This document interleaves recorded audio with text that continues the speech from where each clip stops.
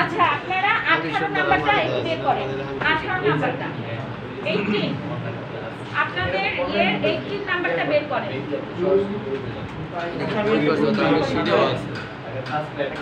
18 নাম্বারটা একটু বের করেন না 18 আর 19 একই জিনিস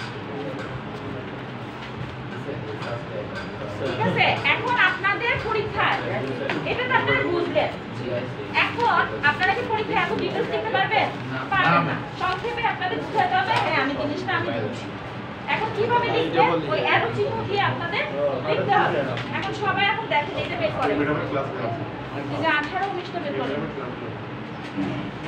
হ্যাঁ এখন মিলান তো এটার সাথে এটা মিলান ওরা কি কার্ডিওভাস্কুলার সিস্টেম হ্যাঁ কার্ডিওভাস্কুলার সিস্টেমে 18 এবং 19 যেটাই বের করেন হ্যাঁ আচ্ছা ঠিক আছে বের করেন সমস্যা নাই এখানে কি লেখা আছে পড়েন তো ব্লাড সার্কুলেশন বডি থেকে রক্ত যাচ্ছে রাইট অ্যাট্রিয়াম বডি থেকে রক্ত রাইট অ্যাট্রিয়ামে আসছে উপরে নিচের রক্ত রাইট অ্যাট্রিয়ামে আসছে বডি থেকে উপরের পার্ট বডির নিচের পার্ট রক্ত এখানে আসছে মিললো তারপর রাইট অ্যাট্রিয়াম থেকে কোথায় গেল রাইট ভেন্ট্রিকল এই রাইট উপর থেকে নিচে রাইট ভেন্ট্রিকল উপর থেকে নিচে নামলো ঠিক আছে আচ্ছা তারপরে কি লেখা আছে পড়ে লাংস সেখান থেকে গেল রক্ত লাংসে গেল এখান থেকে হ্যাঁ এই কথাটা আমরা এখানে বলে নাই এটা আপনাদের লাগবে না যা শুধু লিখবেন এখান থেকে রক্ত লাংসে গেল কিসের মাধ্যমে পালমোনারি আর্টারি ওটা লেখা লাগবে না লিখবেন লাংসে গেল এখান থেকে রক্ত লাংসে গেল আচ্ছা লাংসের পরে লেফট অ্যাট্রিয়ামে আসলো এই যে চারটা পালমোনারি ভেইন দিয়ে লেফট অ্যাট্রিয়ামে আসলো রক্ত মিলছে মিলতে পারতেছেন আচ্ছা তারপরে কোথায় গেল দেখেন লেফট অ্যাট্রিয়াম থেকে লেফট ভেন্ট্রিকল এখান থেকে এখানে মিললো মিলছে আচ্ছা আবার বডিতে চলে গেল আবার বডিতে গেল এই যে এখান থেকে আর্চ অফ অ্যারোটার মাধ্যমে পুরো আবার বডিতে সাপ্লাই দিল বডিতে চলে গেল ঠিক আছে ক্লিয়ার তাহলে এই ছবিটা আপনারা ফ্লোচা এইভাবে করে একটা চার্টের মাধ্যমে সংক্ষেপে আপনারা দেখেন এখানে আর লাগবে না এখানে আপনার আর ওইটা লাগবে না যে চারটা পালমোনারি ভেইন দিয়ে আসছে না ওইটা আপনাদের ছবি পরীক্ষা লাগবে না না আপনারা যা শুধু এরকম চার্ট এটা আপনাদের আশা পরীক্ষা আসে সেকেন্ড সেমিস্টারে তারপর জিজ্ঞেস করে নিয়ে হ্যাঁ আপনাদের ফার্স্ট সেমিস্টারে আমি জানি যতটুকু আর যদি লাগে আপনারা পারবেন এটা ছবি পারবেন না যদি চিত্রটা আমরা না অ্যাড করি নাম্বার দিবে যদি আচ্ছা তারপর আর যদি পরীক্ষা কোশ্চেনে যদি দেখো যে আসছে তাহলে এমনিতেও তো আমি দেখাই দিতে পারবেন ড্রয়িং ফিগার বলে রাখবই হ্যাঁ ড্রয়িং ফিগার যদি বলে তাহলে লাগবে আর যদি দেখেন স্যার ব্লাড সার্কুলেশন সিস্টেম আসবে তখন এটা দিবেন কি এটা তো 18 নাম্বার তাই না কোনটা হ্যাঁ 18 এটা আর যদি বলে ড্রয়িং পিকচার এইভাবে দিয়ে ড্রয়িং ফিগার তখন আমরা ছবি দিতে মানে এইভাবে দিয়ে লিখতে হবে না তখন আমরা ছবি দিতে হবে যে ড্রয়িং পিকচার যদি বলে ড্রয়িং ফিগার বা পিকচার তার মানে ছবি আঁকতে হবে আর যদি বলে ব্লাড সার্কুলেশন সিস্টেম বলেন বা ইয়ে করেন তখন এই ফ্লোচার্টটা দিলেই হবে ঠিক আছে তখন আর ছবি এত কিছু দিতে লাগবে আর যদি বলে ড্রয়িং পিকচার বা drawing figure of blood circulation system তখন এই ছবিটা দিতে হবে তার মানে কি ছবি তো একটা আসছে নাম্বার তো ছবি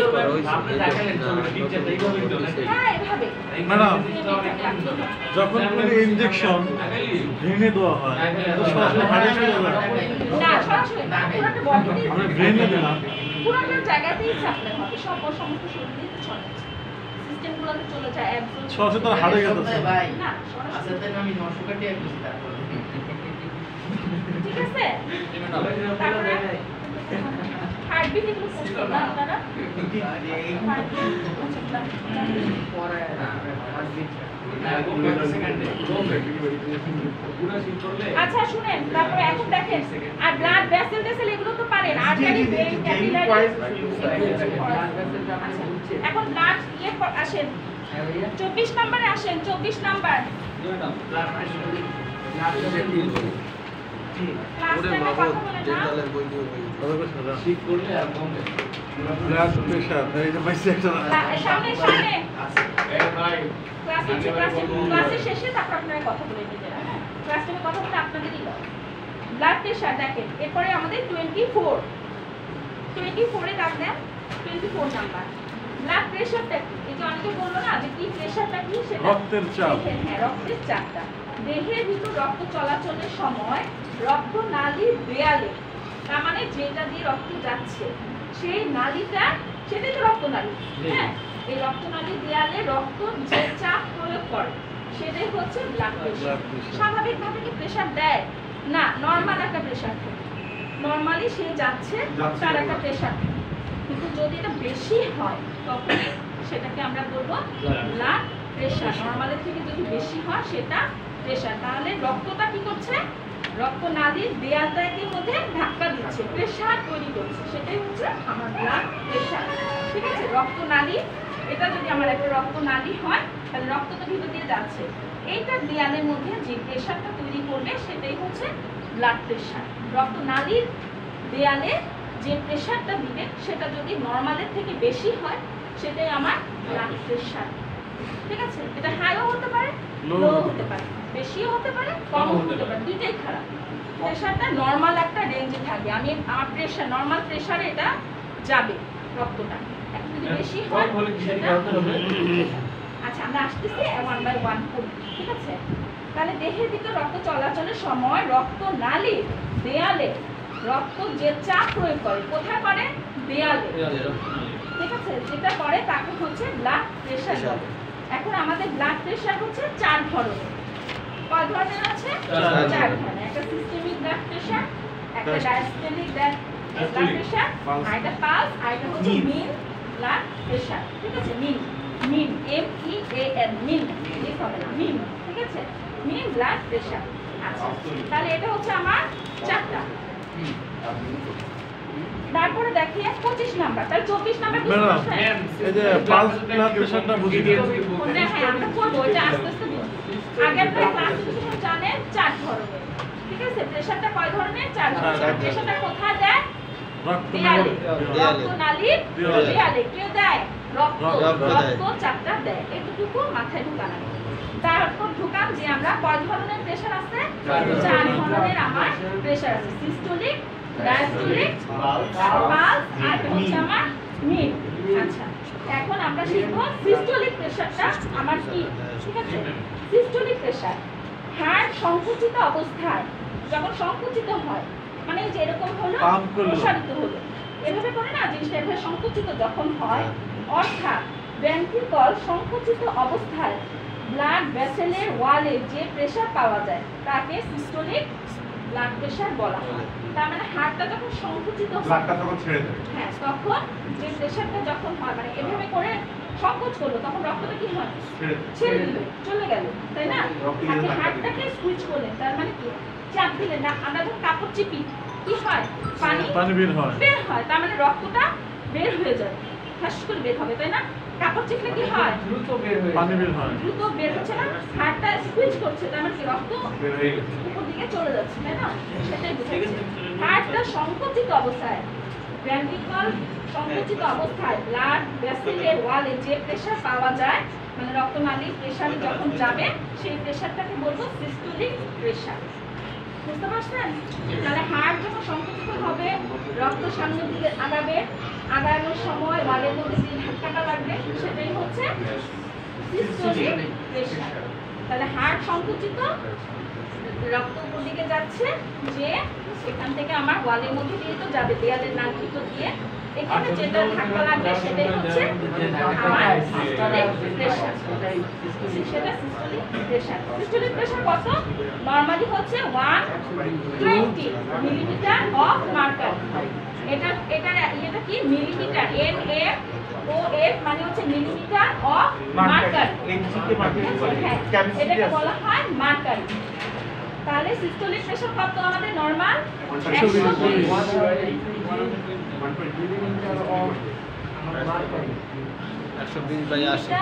অফ মার্কার ঠিক আছে ক্লিয়ার এটা হচ্ছে আমার systolic blood pressure systolic blood pressure তাহলে সিস্টোলিক ব্লাড প্রেসারটাও যে লাস্টে বলা হয় আপনারা বুঝেন নাই ম্যাম এইচজি তে কি বোঝানো হয়েছে মার্কার মিলিমিটার অফ মার্কার আমরা যেমন ওয়াটার বলি 1 লিটার, একটা ইয়ে আছে আমাদের পরিমাপ আছে, তাই না? সেরকম এটাকে ব্লাড প্রেশারের মাপটাকে আমরা এটা দিয়ে প্রকাশ করি, এক্সপ্রেস করি। সেটা হচ্ছে মিলিমিটার অফ মার্কারি। 120 বললে হবে না, 120 কি মিলিমিটার অফ মার্কারি। আমি বললাম যে আমি পানি খেয়েছি 1, হবে না, বলতে হবে আমি 1 লিটার পানি খেয়েছি, তাই না? ঠিক সেরকম এখানে বলতে হবে 120 মিলিমিটার অফ মার্কারি। আচ্ছা ম্যাম, মার্কারির কোনো ইয়ে নাই? না, এটা এরকম লিটারের যেরকম কোনো মাপ এটা এক্সপ্রেস করে এটা দিয়ে, এটা সংকেতে। আচ্ছা, তারপরে দেখেন ডায়াস্টোলিক প্রেসার, হার্ট প্রসারিত অবস্থায় যখন হার্টটা আবার কি হলো, একটা সংকুচিত হলো, আবার প্রসারিত হলো, মানে হার্ট আবার রিল্যাক্স হয়ে গেল। প্রসারিত হওয়া মানে কি? রিল্যাক্স হয়ে যাওয়া হার্টটা। এই যেরকম হচ্ছে এরকম হচ্ছে, এরকম হচ্ছে এরকম হচ্ছে, তাই তো? সংকুচিত হচ্ছে, প্রসারিত, হ্যাঁ, প্রসারিত। হার্ট প্রসারিত অবস্থায়, ভেন্ট্রিকল প্রসারিত অবস্থায়, অর্থাৎ ভেন্ট্রিকল প্রসারিত অবস্থায় ব্লাড ভেসেলের ওয়ালে যে প্রেসার পাওয়া যাবে তাকে বলা হয় ডায়াস্টোলিক প্রেসার। আচ্ছা, নরমাল ডায়াস্টোলিক প্রেসার কত আমাদের? 80, মানে 80 মিলিমিটার অফ মার্কারি। তাহলে এটা হচ্ছে আমাদের এস সিস্টোলিক প্রেসার, আর ডায়াস্টোলিক প্রেসার হচ্ছে 80। উপর করছে 120, নিচে 80। ঠিক আছে, এটা হচ্ছে সংকুচিত যখন হবে, হার্ট যখন সংকুচিত থাকবে তখন এটা দেয়ালের মধ্যে যে ধাক্কা দিবে সেটা প্রেসার। আর এটা হচ্ছে হার্ট যখন প্রসারিত অবস্থা থাকবে তখন যেটা ধাক্কা দিবে সেটা হচ্ছে এই প্রেসার। তার মানে এটা কম, এটার প্রেসারটা কম থাকবে। আর এটা তো চিপলো, কাপড় চিপলো, বেশি পানি পড়ে গেল। আর আপনি কাপড় চিপেন নাই, আস্তে আস্তে পানি পড়বে, তাই না? তার মানে এটা কম। জেনারেল নলেজ, ঠিক আছে? ঠিক আছে, যখন চিপা দিবেন কাপড় তখন কি হয়? পানি বেশি বের হবে, একদম চিপে। আর পানি থাকবে, তার মানে কি প্রেসারটা বেশি হবে, বেশি পানি যাবে, প্রেসার বেশি থাকবে। আর যখন এটা সংকুচিত অবস্থায়, আর যখন আপনি কাপড় চিপলেন না তখন কি হলো? তখন কি বেশি পানি পড়বে? তারপরে সব পানি শেষ হবে না, অল্প অল্প করে পানি হয়তো টুকটুক করে পড়বে, তখন সেটা হচ্ছে অল্প। তার মানে প্রেসারটা তখন কম থাকবে, ঠিক আছে? তার মানে এই সংকুচিত অবস্থায় 120 মিলিমিটার মার্কারি, আর প্রসারিত অবস্থায় 80 মিলিমিটার অফ মার্কারি। এটাই মানে এটা সাধারণ মানুষের এটাই সিস্টেম। এটা হচ্ছে সিস্টোলিক প্রেসার, এটা হচ্ছে সাধারণ মানুষের ব্লাড সার্কুলেশন। হ্যাঁ, এটা সবার জন্য, ইঞ্জিনিয়ার সবার জন্য। এর উপরে গেলে এটা এখন এটা যদি এখন উপরে যায়, এখন নিচে গেলে কি হয় সেটা আমরা এখন করব, ঠিক আছে? আচ্ছা, এখন আমাদের দেখেন পালস প্রেসার। ওই যে আপনারা বলছিলেন যে পালস কি আর মিন প্রেসার কি, ক্লাসিফিকেশনে পড়লাম না 3 নম্বরে পালস প্রেসার। এটা পালস প্রেসারটা কি? প্রতিটি পালসের কারণে ব্লাড প্রেসারের ওয়ালে যে পার্শ্ব চাপ পড়ে তাকে বলা হয় পালস প্রেসার। তাহলে আমাদের পালস আছে একটা, ঠিক আছে? ওই পালসের কারণে আমাদের এই দেয়ালের মধ্যেও একটা প্রেসার তৈরি হয়, ঠিক আছে? সেটার জন্য যে প্রেসারটা তৈরি হবে সেই প্রেসারকে বলবো পালস প্রেসার। এখন পালস প্রেসারটা আমরা কিভাবে মাপবো? পালস প্রেসার মাপতে হবে সিস্টোলিক প্রেসার থেকে ডায়াস্টোলিক প্রেসার যদি বিয়োগ দেন, তার মানে সিস্টোলিক প্রেসার থেকে যদি আপনি মাইনাস ডায়াস্টোলিক যদি আপনি বাদ দেন তাহলে আমার কি প্রেসার বের হবে? পালস প্রেসার বের হবে, ঠিক আছে? তাহলে পালস প্রেসার আমরা কিভাবে পাবো? তার মানে মেইন প্রেসার হচ্ছে আমার সিস্টোলিক প্রেসার আর ডায়াস্টোলিক প্রেসার। আর আমরা প্রেসার মাপার জন্য এত প্রেসার দেখি না, আমরা মেইনলি সিস্টোলিক আর ডায়াস্টোলিকটাই দেখি।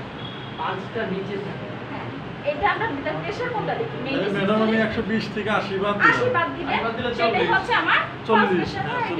এটা আপনার শরীরে পালস, কারণ আপনার তো সবসময় নরমাল থাকবে না, থাকবে? আর এটাও 80 থাকবে, তাই না? কম বেশি হবে, তখন এটা থেকে এটা দিয়ে তাহলে আপনি আপনার পালস প্রেসার পেয়ে যাবেন। ম্যাডাম পালস প্রেসার সাধারণত আপনার নরমালি কত থাকে? নরমালি যে আপনি 120 থেকে বাদ দেন, 80 বাদ দেন, কত হয়? কত হয়? 40। এখন 40 যদি উপর নিচ হয় তাহলে তো বুঝবেন। আর ওগুলো দিয়ে বোঝার দরকার নাই আপনার, দরকার এই দুইটা। আপনার হচ্ছে মেইন জিনিস দিয়ে আপনি বুঝবেন। আচ্ছা ম্যাম, ঠিক আছে? সিস্টোলিক প্রেসার যদি 140 থাকে তাহলে যদি কোনটা পালস পালস? মানে এখানে ওই পালস না, এটা কিন্তু পালস প্রেসার। এটা হচ্ছে পালস প্রেসার, এটা একটা ব্লাড প্রেসার। মানে হচ্ছে এই যে রক্ত শিরার মধ্যে রক্ত যেই ধাক্কা দেয় সেই প্রেসার। প্রেসারই হচ্ছে 4 ধরনের। আমরা জানি কি নরমালি জেনারেলি জানি আমরা প্রেসার 2 ধরনের, একটা উপরের একটা সিস্টোলিক ডায়াস্টোলিক, কিন্তু অ্যাকচুয়ালি এটাকে 4 ভাগে ভাগ করা হয়েছে, সিস্টোলিক, ডায়াস্টোলিক, পালস আর মিন। তো পালস আর মিনটা সচরাচর আমরা ইউজ করি না, আমরা মেইন প্রেসার আমাদের সিস্টোলিক আর ডায়াস্টোলিক। মানে পালস প্রেসারটা কখন কাজে লাগবে? পালস প্রেসার অনেক সময় এক এক সময় দেখা যায় যাদের কার্ডিওভাস্কুলার ডিজিজ থাকে, ব্যাক অপারেশন হলো বা ইয়ে হলো, তখন অনেক সময় খুব মেজর মনিটরিং করা হচ্ছে, তখন সেসব ক্ষেত্রে আপনার লাগতে পারে, তখন আইসিইউতে পেশেন্টের ক্রিটিক্যাল অবস্থা থাকে। আর স্বাভাবিক ইন জেনারেল আমরা সিস্টেমিক আর মানে সিস্টেমিক প্রেসার আর ডায়াস্টোলিক প্রেসারটাই আমরা দেখি, ঠিক আছে? বুঝতে পারছেন? তাহলে মিন প্রেসার, পালস প্রেসার কিভাবে বের করবো? সিস্টোলিক প্রেসার থেকে ডায়াস্টোলিক প্রেসার বিয়োগ দিলে আমাদের কি প্রেসার বের হবে? আমাদের পালস প্রেসার। কোনো ইয়ে নেই, না নরমাল কোনো কিছু নেই, নরমাল এই যে 40 এটা বেড়ে গেলে এটা কোনো চিন্তা করতে আর আপনার বাড়বে কবে কখন? সিস্টোলিক আর ডায়াস্টোলিক সমস্যা হলেই তো আপনার হবে, তাই না? তখনই তো high pressure, low pressure. Systolic pressure আর ডায়াস্টোলিক প্রেসার যদি ওকে থাকে তাহলে পালস প্রেসার ওকে থাকবে। সাধারণ মানুষের ক্ষেত্রে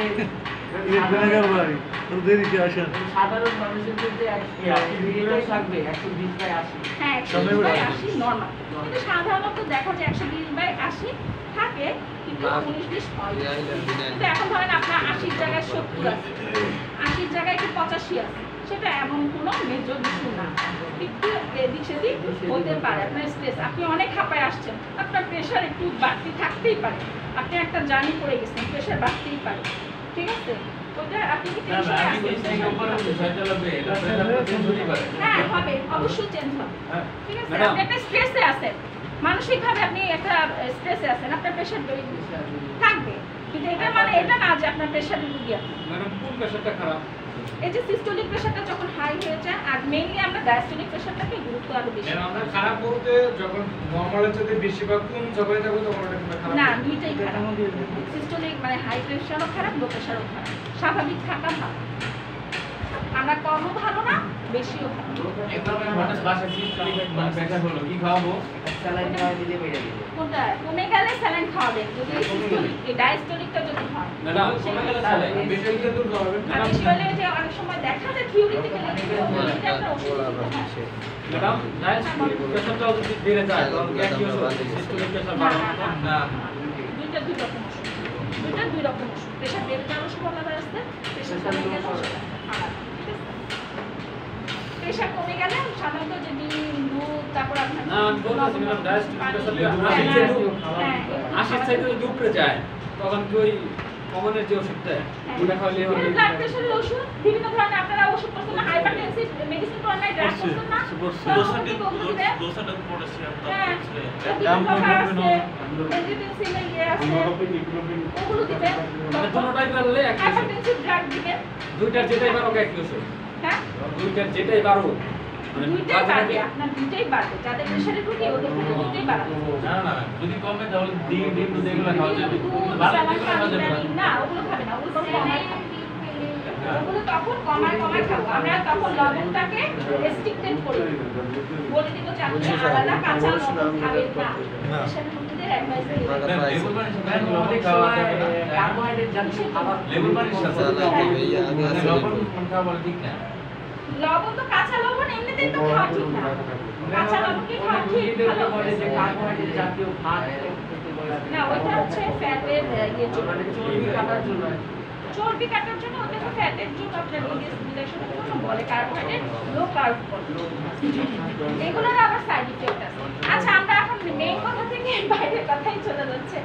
আচ্ছা ঠিক আছে, তারপরে দেখেন এরপরে হচ্ছে আমাদের মিন প্রেসার, তাহলে আমাদের পালস প্রেসার কত? 40, 120 থেকে 80 বাদ দেন, কত হলো? 40 মিলিমিটার অফ মার্কারি। এটা আমাদের কি প্রেসার? পালস প্রেসার, ঠিক আছে? এখন মিন প্রেসার কিভাবে বের করব? মিন প্রেসার হচ্ছে গড় রক্তচাপ, আমরা অঙ্কে পড়েছি না, গড় করি না, একটা জিনিসের গড় বের করি, সেরকম ভাবে এটার হচ্ছে গড় প্রেসারটা কত, এটাকে গড় প্রেসার বলা হয়, গড় রক্তচাপ। মানে ডায়াস্টোলিক প্রেসার এবং পালস প্রেসারের এক তৃতীয়াংশের যোগফলকে বলা হয় মিন ব্লাড প্রেসার। তার মানে ডায়াস্টোলিক ব্লাড প্রেসার থাকবে প্লাস 1/3 অফ পালস প্রেসার। তাহলে পালস প্রেসার আমরা কত জানলাম? 40, এটা বাদ দিয়ে বিয়োগ দিলে কত হয়? 40, ঠিক আছে? এটা বিয়োগ দিলে তাহলে পালস প্রেসার বের হলো 40, 120 - 80 বের হলো 40, তাহলে মিন প্রেসার কত হবে?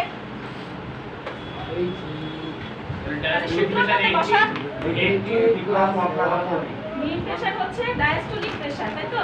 Diastolic pressure plus 1/3 of pulse pressure. Pulse pressure দেখেন মিন প্রেসারটা কি? মিন প্রেসার হচ্ছে ডায়াস্টোলিক প্রেসার প্লাস 1/3 অফ পালসের প্রেসার, ঠিক আছে? তাহলে এখন বসান ডায়াস্টোলিক প্রেসার কত বলেন? 80 প্লাস 1/3 কত হয়? 40। এখন যোগ করেন, যোগ করলে গড় করবেন। গড়ের অঙ্ক করছেন না আপনারা? গড়ের অঙ্ক করলে দেখবেন এটা কত আসবে? 90.33 মিলিমিটার অফ। পয়েন্টটা লেখা লাগবে না এখানে, যেহেতু এটা প্রেসার, এর জন্য আমরা পয়েন্টটা আমরা ধরি না। আচ্ছা দেখেন, তাহলে এটা কত আসবে আমাদের? যোগ করলে দেখবেন গড় প্রেসার আসবে 93। পয়েন্ট সামথিং থাকুক, ওই পয়েন্টটা আমরা ধরি, ঠিক আছে? পয়েন্ট প্রেসারের সময় এত পয়েন্টের মূল্য লাগাচ্ছে, মেইন একটা এভারেজ আমরা ধরি। আর 33 হলো, শুনেন আরেকটা কথা, ধরেন 90.33 হলো, ঠিক আছে? 3300 এরকম সামথিং আসবে। যদি এই পয়েন্টের পরে 5 হয় তাহলে আমরা বলবো কত? 94, মানে এক যোগ করে দিতে হয়। এটা তো আপনারা জানেনই, স্কুল কলেজে পড়ছে। আর যদি বা ধরেন এখানে যদি 6 থাকতো তখন আমি 93 কে বলতাম 94। যখন 5 এর নিচে থাকবে, যদি 4 থাকে তখন কি করবেন? ধরেন 93.4, তার মানে 93 বলা। তখন 0.45 পর্যন্ত আমরা করব না। 5 যখন থাকবে তখন আমরা এক যোগ করে দিই। তো এখানে আমার আছে 93.33, তাহলে আমার 33 পয়েন্ট বাদ হয়ে যাবে, তাহলে 93। এটা তো অঙ্কের নিয়ম, স্কুল কলেজে করেছি। এটা নরমাল ম্যাডাম, হ্যাঁ নরমাল। ঠিক আছে, তাহলে 93। ম্যাডাম আমরা সবাই তো মেট্রিক পাস। কে থাকতেই পারে, এটা স্বাভাবিক। না না, আমরা এখানকার সবাই মেট্রিক পাস। আমি না, তো এই বলতে কেন? আমরা সবাই আরো পাস করতে এটা কিন্তু না, সবাই না, আরো তো থাকতে পারে, গ্র্যাজুয়েশন থাকতে পারে না, থাকতে পারে, স্বাভাবিক। না বলতেছি ম্যাডাম, আমরা তো এখানে সবাই মেট্রিক পাসের কোয়ালিফিকেশন নিয়ে বসছি। বেশিরভাগ আমরা ধরে নিলাম এখানে মেট্রিক পাস। ওই যে বেসিকটা পাস করে পড়ছে, মেট্রিক পাসের ফার্মাসিস্ট কোর্স আছে ম্যাডাম, ওখানে মধ্যে যোগ্যতা হলো মেট্রিক পাসের সার্টিফিকেট। আমি কালকে লিখে দিয়েছি আমার যোগ্যতা হলো শিক্ষক যোগ্যতা মেট্রিক পাস। আমি তো মাস্টার্স কমপ্লিট করি, আমি মাস্টার্স না থাকলে লাভ হবে ম্যাডাম। এটা পান করছে বলতেছে যে এখানে তো ম্যাট্রিক পাস শো করে দেখা যায় একটু কোর্স করতে, সেটা কোনো কথা না। দেখা যায় পোস্ট গ্রাজুয়েশন করার পরও অনেকে অনেক ধরনের কোর্স করে, ইন্টারেস্ট থাকে, তাই না? আবার অনেকে দেখবেন ডাক্তারি করার পরে অনেকে আবার দেখা যায় লতে করে, হ্যাঁ, দেখা যায় ডক্টর আইনজীবীতে ইন্টারেস্ট আছে, সে আবার লতে ভর্তি, এরকম আমি দেখছি অনেক ইয়ে আছে। তারপরে ইসলামিক ইয়েতেও পড়ে, ইসলামিক প্রতিষ্ঠানগুলোতেই পড়ে, এরকমও আছে যে দেখা যায় যে পাস করলো একটা, তারপর তার ইন্টারেস্ট আছে, সে কোর্স করবে, কিংবা ইসলামিক তার ফাউন্ডেশন একটা সে কোর্স করে নিবে, ইসলাম সম্পর্কে তার একটা ধারণা হয়ে গেল, এরকম অনেক হাজার ইয়ে থাকে। আমি যে প্রতিষ্ঠানে জব করি সবাই আমার ডাক্তার মনে ডাক্তার শুরু করি। স্বাভাবিক, আসলে তো আপনারা ডাক্তার হয়ে যাচ্ছেন, তাই না? সবই তো জানতেছেন, ডাক্তারের কি জানতেছেন না বলেন? ওই তো গেছেন, আমার তো মনে হয় অর্ধেক ডাক্তার তো হয়ে গেছেন, মেইন জিনিসটা জানতেছেন না। এখান থেকে কিন্তু কোর্স করে অনেকে কিন্তু এখানে পড়াচ্ছে, ঠিক আছে, এরকম না। তারপর অনেকে অনেক বিজনেস করছে, ইয়ে করছে। আচ্ছা তাহলে পারবি তো? পালস প্রেসার আমরা হচ্ছে বিয়োগ করে বের করবো, সিস্টোলিক প্রেসার ডায়াস্টোলিক প্রেসার বিয়োগ করবো, আর যেটা হচ্ছে আমার মিন প্রেসার সেটা হচ্ছে আমার diastolic pressure plus 1/3 of pulse pressure, তারপর যোগ করবেন 93। আচ্ছা, তার মানে আমার পালস প্রেসারটা মিন প্রেসারটা বেশি। আমরা এখানে যা কিছু দেখলাম ম্যাডাম সবগুলো নরমাল দেন, এগুলো আমরা যা দেখলাম সবই নরমাল, কম বেশি হলে সেগুলো ডিজিজ কন্ডিশন। আচ্ছা, প্রথমে আগে নরমাল জানবো, তারপর আমরা অ্যাবনরমাল জানবো। আচ্ছা, এখন হচ্ছে হাইপারটেনশন। হাইপারটেনশনটা কি? দেহের ব্লাড প্রেসার যদি নরমালের চেয়ে বেশি হয়, তার মানে প্রেসার যখন বেড়ে যাবে তখন সেটাকে বলবো হাই ব্লাড প্রেসার। তাহলে প্রেসার নরমাল আমার কত? 120/80 মিলিমিটার অফ মার্কারি। তাহলে এটা থেকে যখন বেশি হবে তখন আমরা কি বলবো? হাইপার টেনশন, তার মানে প্রেসার বেড়ে গেছে, বাংলা ভাষায় প্রেসার বেড়ে গেছে। ঠিক আছে? আচ্ছা, ক্লাসিফিকেশন, এইটারও আবার ক্লাসিফিকেশন আছে যে এটা কয় ধরনের প্রেসার। প্রেসার একটু বাড়লো, আর এটা থেকে আরেকটু বাড়লো, আরেকটু বাড়লো, এভাবে করে হাইপারটেনশনকে আমরা ভাগ করেছি। কয় ভাগে ভাগ করেছি? Mild, moderate, severe. একটা মাইল্ড প্রেসার মানে অল্প প্রেসার বাড়ে, আপনার বেসিক আপনি টেনশনে আছেন, কোন একটা মানসিক চাপে আছেন, আপনার একটু বাড়লো, সেটাকে আমরা মাইল্ড, একটা রেঞ্জ আছে আমরা করবো মাইল্ড হাইপারটেনশন বলবো। মডারেট, মিডিয়াম রেঞ্জে আপনার বাড়লো প্রেসার, সেটাকে বলবো মডারেট। খুব বেশি প্রেসার, সব সময় আপনার প্রেসার বাড়তি থাকে, বেড়ে যায়, সেটা হচ্ছে আপনার সিভিয়ার হাইপারটেনশন, তাই না? সিভিয়ারটা হচ্ছে সবসময় অলওয়েজই বাড়া থাকে, যখনই প্রেসার মাপবেন তখনই প্রেসার আপনার বেশি, তার মানে আপনাকে প্রেসারের ওষুধ দিয়ে আপনার কন্ট্রোলে রাখতে হবে।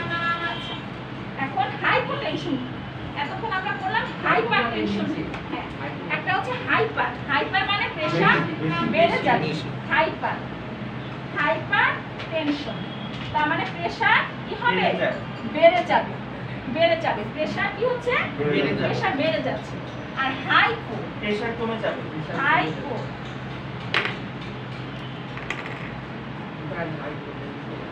হাইপো, হাইপোটেনশন, হাইপোটেনশন মানে কি?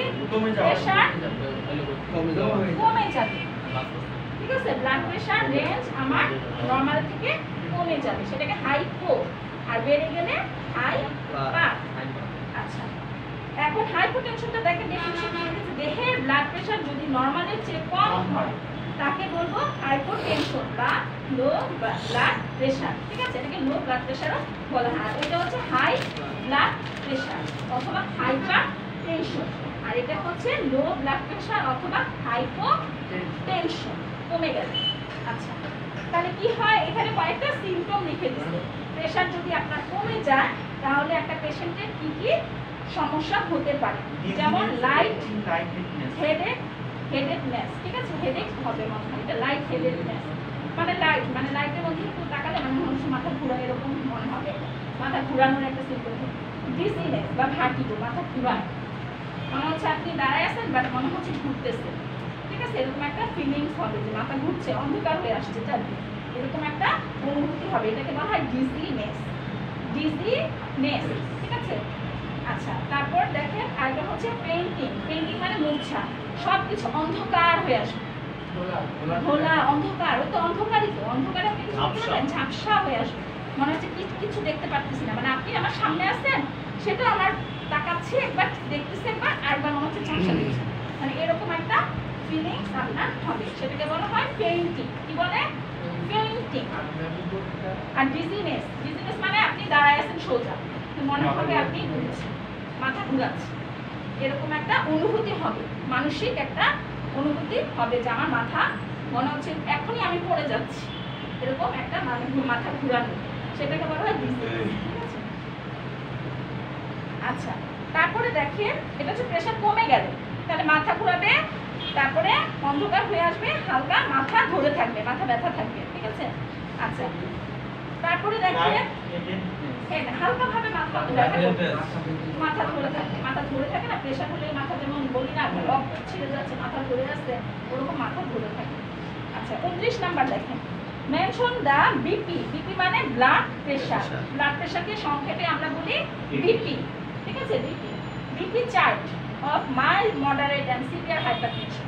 এই যে আমরা বললাম প্রেসার বেড়ে যায়, যদি অল্প প্রেসার বাড়ে সেটাকে মাইল্ড, যদি প্রেসার বেশ মাধ্যমিক বাড়ে সেটাকে বলবো মডারেট, যদি প্রেসার অলওয়েজ বেশি থাকে সেটাকে আমরা বলবো সিভিয়ার হাইপারটেনশন। সেটাই কত আমরা রেঞ্জটা এখন জানি। যদি 140 থেকে 159 পর্যন্ত যদি হয় সেটা হচ্ছে সিস্টোলিক প্রেসারটা, সেটাকে আমরা মাইল্ড বলবো, তার মানে উপরের প্রেসার। আমরা জানি কি সিস্টোলিক প্রেসার কত? সিস্টোলিক প্রেসার বলেন 120, নরমাল কত? 120, 120। এখন কত হলে আপনি বলবেন মাইল্ড?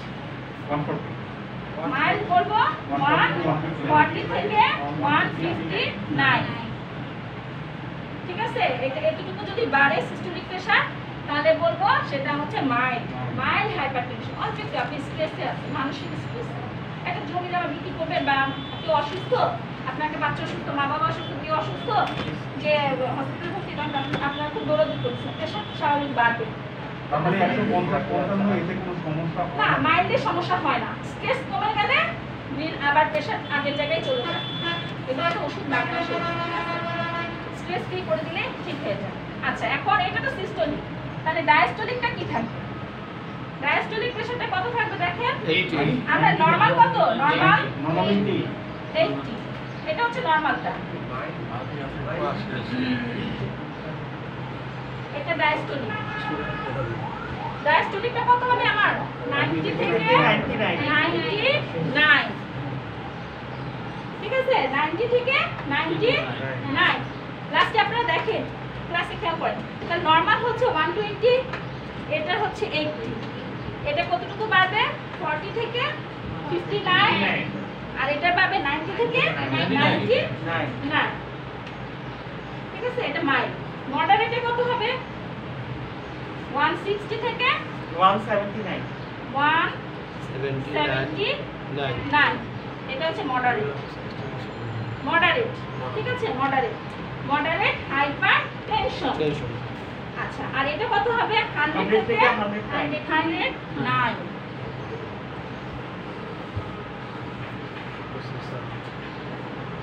ঠিক আছে?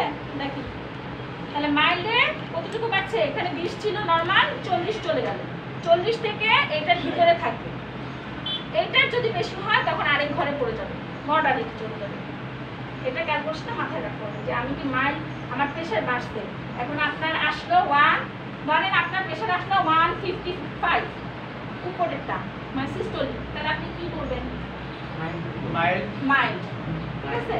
আচ্ছা, এখন আপনার আসলো 160 ব্লাড প্রেশার, কি মডারেট বলা যায় কিন্তু মডারেট স্টার্ট হয়ে যাবে, ঠিক আছে? 160 আপ যদি হয় সেটা আমরা তখন মডারেট বলবো, ঠিক আছে? একটু মাথায় রাখবেন, কারণ আমাদের অনেক সময় দেখা যায় প্রেশার মাপতেই হবে আপনাদের, অনেক বাসায় এরকম করলে কি ট্যাবলেট ভিন্ন হয়ে যাবে?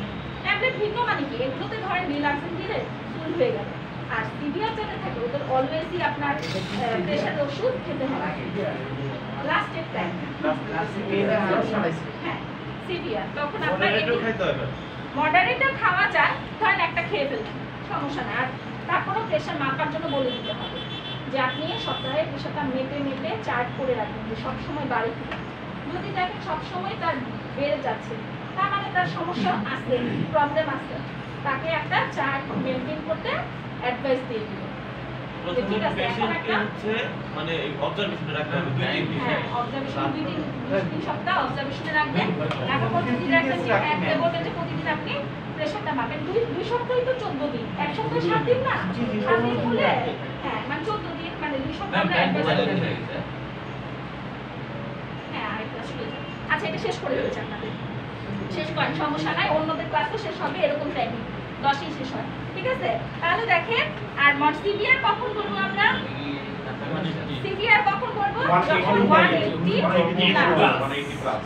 180 যখন উপরে চলে যাবে তখন আমরা সিভিয়ার, এবং সিভিয়ার হলে আমরা দেখবো যে তার সবসময় প্রেশার বেশি। এই অবস্থায় কি রোগী আমাদের ধরে রাখা দরকার আছে? ওই যে প্রেশারের ওষুধ দিয়ে কন্ট্রোল করে রাখা।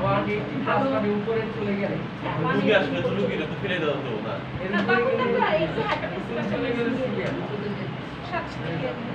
আচ্ছা, আর এটা ডায়াস্টোলিক কত হবে দেখেন? 110 প্লাস 110 প্লাস। উপরে চলে গেলে সিভিয়ার। আর মেইনলি কিন্তু এই প্রেশারটা আমাদের মোস্ট ইম্পর্টেন্ট, ডায়াস্টোলিক প্রেশার। কোন প্রেশার ইম্পর্টেন্ট সবচেয়ে? ডায়াস্টোলিক যদি বেড়ে যায় তাহলে সমস্যা হবে। এইটা যদি বেড়ে যায়, এইটা বাড়ুক, সমস্যা হবে। Not a factor. এইটার সাথে যদি বেড়ে যায় তাহলে সমস্যা। এখন এইটা বাড়লো, এইটা বেশি বাড়লো, বেশি করে। এইটাই ক্ষতি, এটা বেশি ক্ষতি, ঠিক আছে? এটা যদি 80 নরমাল থাকে, এইটা যদি আপনার 110 দেখেন, তার মানে খুব সিভিয়ার কন্ডিশন পেশেন্ট, ঠিক আছে? তাহলে মাথায় রাখতে হবে আমার নিচের প্রেশারটা, মানে ডায়াস্টোলিক প্রেশারটা আমার কন্ট্রোলে আছে কিনা।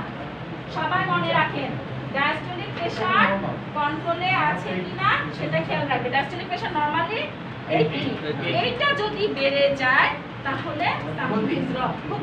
আর যদি কমে যায় কমে গেলে তো হাইপোটেনশন। ওখানে আমরা 80 কম হলে কি হয়? 80 কম হলে যদি 80 কম হয় তার মানে কি প্রেশার কমে যাবে, হাইপো। ওই লিখেছিলাম না হাইপো, এই যে হাইপো মানে কমে গেল, 80 কমে গেল। তখন আপনি ডিম খাবেন, একটু দুধ খাবেন, স্যালাইন খাবেন, লবণ পানি কমে গেলে বাড়ানো যায় জি। হ্যাঁ, ওই সমস্যা নাই। সমস্যা হয়। এটা খাওয়া দাওয়া করলে ঠিক হয়ে যায়। ম্যাডাম যদি হাসির ডিম খেয়ে নেবেন প্রেশার যদি কমে যায়, প্রেশার যদি কমে যায় সেক্ষেত্রে আমরা তো স্যালাইন দিই বা অন্যান্য স্যালাইন দিলে বেড়ে যায়। হ্যাঁ, কিন্তু নাকি অন্য কোনো ওষুধ আছে এটার জন্য? না, ওষুধ ওটাতে খাওয়া দাওয়ার রেগুলারিটি করে দিতে। স্যালাইন দিয়ে দিবেন, স্যালাইন দিলে তাহলে বেড়ে গেলে কি খাবো?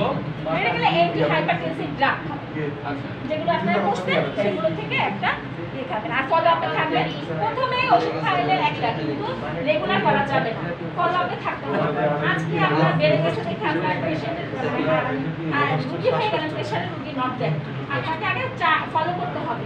মিনিমাম 2 সপ্তাহ দেখতে হবে, চার্ট মেনটেন করতে হবে। বলে দিবেন যে আপনি প্রতিদিন এসে আপনার প্রেশারটা মাপাবেন। কয় সপ্তাহ? মিনিমাম 2 সপ্তাহ, মানে 14 দিন, 14 বা 15 দিন বলে দিয়ে সমস্যা নাই। 15 দিন আপনার প্রেশারটা একটু চেক করা যায়, প্রতিদিন চেক করা যায়। যদি দেখেন যে না প্রেশার তো নর্মাল হচ্ছে না, তার মানে সমস্যা, আর বলবেন যে আপনি একটা প্রেশারের ওষুধ কন্টিনিউ করেন, 1 মাস থেকে 2 মাস 3 মাস খান। ম্যাডাম এটা ছাড়ায় না ডাক্তাররা?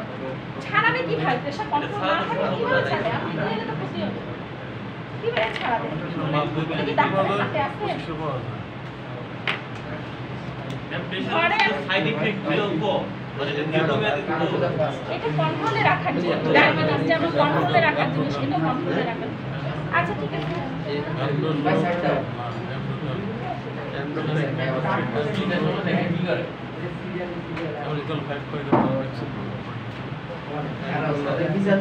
পড়াশোনা করে রাখবেন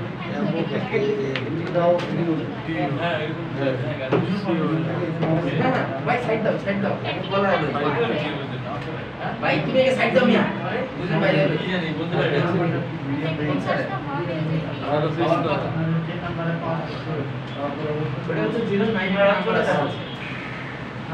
আজকে ক্লাস ফাঁকি দেবো আজকে ক্লাস ফাঁকি দেবো পানি আছে পানি তো আছে আপনি কি প্র্যাকটিক্যাল ভাইয়া তারপর দেব হ্যাঁ ভাইয়া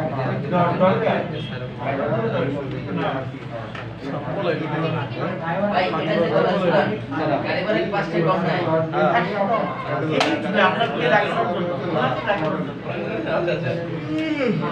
উনি চলে যাবে আমি এটা এটা দেখেন আচ্ছা উনি চলে যাবে আমি এটা খুলে ফেলবো মিডিয়াম অর্ডার থেকে স্মল অর্ডার এই কাগজ ভাই যদি 2 মিনিট কাজ করি তাহলে আমি আবার আসবো কাবি আলবিদা না কাবি আমার পছন্দ চলে যাবে কাগজ বলছেন কেন? এটাই ধন্যবাদ ভাই ধন্যবাদ আমার না এই জিনিসটা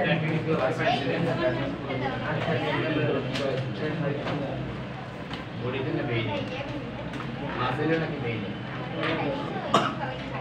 কোন ওষুধ কাকে দেওয়া লাগবে বাইরে সেই বডি অ্যাঙ্গেলে আচ্ছা মোনাস ট্রেনাসে মুক্তি লুকাস করা লাগে আপনি তো মিয়া পুরো পুরো ডাক্তার আছেন ব্যবসা তো করবেন ডাক্তারের ব্যবসা লাস্ট লোক দিয়ে আমি ডাক্তার কি পেয়ে দাও ইয়া ডিস্ট্রিবিউটর দিয়ে যাবে না করে একটা শরীরে এলো বুদ্ধি চিকিৎসা কঠিন জিনিস রবি না রবি আমাদের হেমাটোলজিস্ট ডক্টর আছে কোম্পানি একটা ডক্টর সারাদিনই বুঝেই এটা তো ওষুধ আনতে আনতে সবই বোঝা এটা শরীফুল ইসলাম স্যারকে আপনারা বলবেন হেমাটোলজি আর মধ্যে শিখারা হেমাটোলজিটা তাহলে পিএস তারিখ ভাই নিতে পারি আমি আমরা দেখেছি বুঝি আজ এই বাচ্চারে ওষুধ কেমন স্যার আমি আমি বলে হেমাটোলজি বুঝে না এই পিএস কোর্স করতে আমি হেমাটোলজি ইমিউনিটি করতে